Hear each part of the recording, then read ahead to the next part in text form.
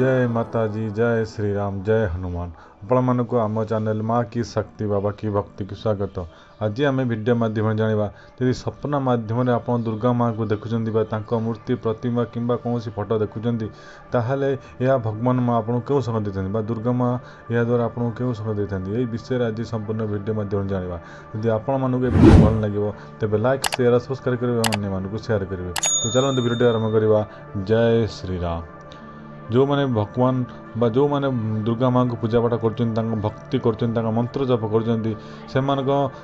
बेले बेले देखिए माँ दर्शन देते सपना मध्य किसी संकेत देता जो मैंने पूजा पाठ करूना किसी ना कि भगवान बा दुर्गा माँ संकेत देता।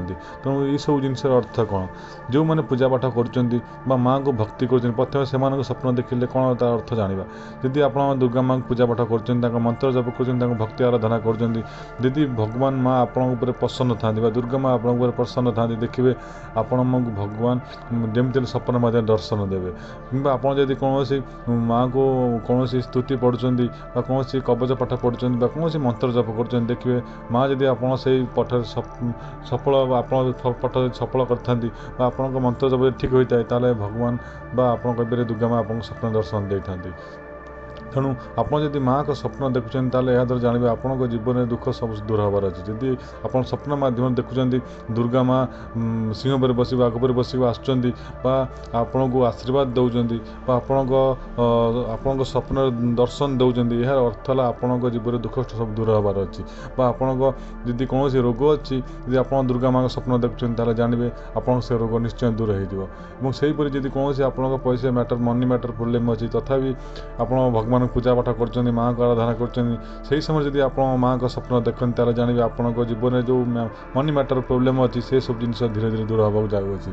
तेणु यदि दुखी स्वप्न माँ को देखे जीवन में दुख दूर होता है। जदि आपरे जदि कौन प्रोब्लेम अच्छे आप समय आप माँ को पूजा पाठ कर स्वप्न आप देखुं आप दर्शन देते आप से प्रोब्लेम दूर हबार अच्छी दूर हो निश्चय दूर होदी आप दुर्गा माँ को पूजा पाठ करना तथापि आपको माँ दर्शन देते स्वप्न दर्शन देते यार अर्थ आपण माँ को पूजा पाठ निश्चय करूँ। आप पूर्व जन्मर कौन पुण्य कार्य बा जन्म कि धर्म कार्य कर माँ आप प्रसन्न अच्छे। तेणु माँ चाहते आप भक्ति करने पूजा पाठ करने निश्चय पूजा पाठ करूँ मंत्र पूजा आराधना भक्ति निश्चय करता।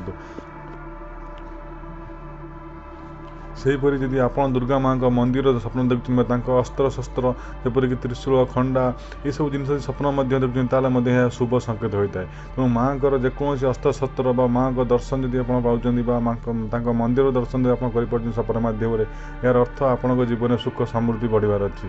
सेपरी आप कौन सपन मध्य कौन माँ का मूर्ति भांगी जाइथिबार फोटो भांगी जाइथिबार कौन एमती किसी नेगेटिव स्वप्न जोटा कहीपर जोटा कि देखा द्वारा आपन मन विचलित होता है। तेणु यही सब स्वप्न जब आप देखुं जानवे आपण जीवन में किसी दुख आसबार अच्छे आप जीवन में किसी प्रोब्लेम आसबार अच्छी।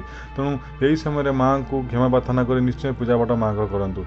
यदि आप पूजा पाठ करुवा समय जब आप भक्ति कर तथापि आपको यही सब स्वप्न आउे कौन जपरिक मूर्ति भांगी जबार आप फोटो पड़ीजार फाटीजार नष्ट हो जानते आप पूजार किसी भूल रोचे कि एमती किसी आप कार्य कर जहाँद्वारा कि माँ आपड़ क्रोधित अच्छा आप स्वप्न मध्य माँ को क्रोध रूप आप देखिए राग रूप आप देखिए। तेणु यही सब स्वप्न देखिले आप माँ को क्षमा प्रार्थना करके आप जीवन में जहाँ भी भूल कर पूजा पाठ समय कौन भूल कर सब जिन को दूर कर भक्तिर सब पूजा पाठ कर देखिए आप माँ निश्चय प्रसन्न हो।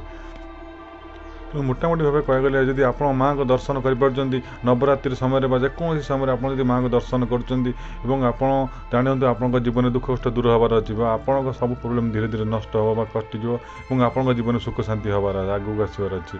तेणु माँ को दर्शन कर स्वप्न मध्य एक शुभ संकेत होता है। तेणु आपण जब वीडियो भल लगे तेज लाइक शेयर सब्सक्राइब करेंगे अन्य शेयर करेंगे। तेज आज रोचे आप भल कटू। जय श्री राम।